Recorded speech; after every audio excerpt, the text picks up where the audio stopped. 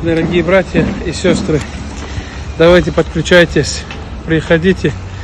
Для всех работ достаточно. Каждый день в духовном центре есть возможность помочь, поддержать. Пусть Всевышний примет от всех. Баракаллах.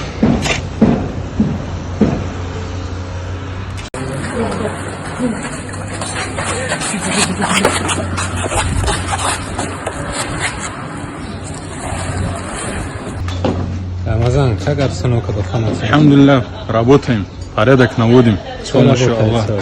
Сегодня у нас Газикумух, Гуши и еще 2 села.